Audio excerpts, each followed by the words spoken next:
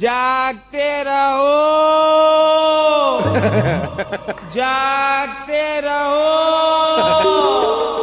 जागते रहो जागते रहो। डेली बोडेली न्यूज़ में आपનું हार्दिक સ્વાગત કરું છું મયુદ્દીન ખત્રી।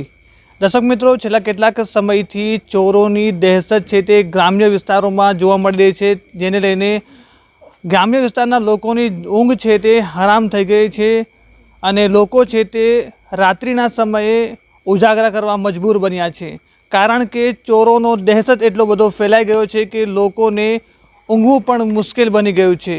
આજરોજ બોડેલીના દિવાન ફળિયા, રજાનગર, વર્ધમાનનગર સોસાયટી તેમજ અલગ અલગ વિસ્તારની અંદર ચોર દોડતા હોવાની માહિતી મળતા અહીંના લોકો પણ જાગી રહ્યા છે।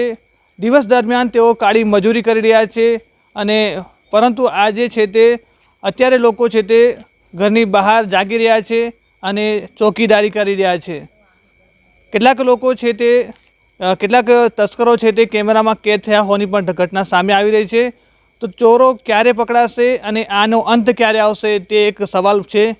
કેટલાક સમયથી ગ્રામ્ય વિસ્તારોમાં જે લોકો છે તે જાગી રહ્યા છે અને લોકોને છે તે દિવસ દરમિયાન કાળી મજૂરી કરતા હોય છે, દુકાનો પર મજૂરી કરતા હોય છે, ખેત મજૂરી કરતા હોય છે અને રાત્રિના સમયે લોકોએ છે તે ગામના લોકોએ છે તે અલગ અલગ ટોળકી બનાવી છે અને જાગતા રહેજોની ટોળકી બનાવી છે। એક સાથે જ ગ્રામ્ય વિસ્તારોમાં ચોર પકડવાના વોટ્સઅપ ગ્રુપ પણ બનાવવામાં આવ્યા છે અને એક પછી એક ગ્રુપોમાં તેઓ માહિતી મોકલી રહ્યા છે। આજે પણ દિવાન ફળિયા વિસ્તારમાં ચોરો દોડતા હોવાની માહિતી મળતા અહીંના લોકો છે તે જાગી રહ્યા છે અને પોતાના ઘરની સુરક્ષા માટે જાગી રહ્યા છે। તો પોલીસને પણ અપીલ છે કે આ જે તસ્કરો છે તે ક્યારે પકડવામાં આવશે અને જાગતા રહેજોનો અંત ક્યારે આવશે એ પણ એક સવાલ બની રહી ગયો છે। મયુદ્દીન ખત્રી, બોડેલી, છોટાઉદેપુર। બોરેલીમાં જાગતા રહેજો, ચોર આવે છે, બધું લઈ જાય છે નકા 2 વાર આવ્યા 2 વાર 2 વાર આયા। ચાલો।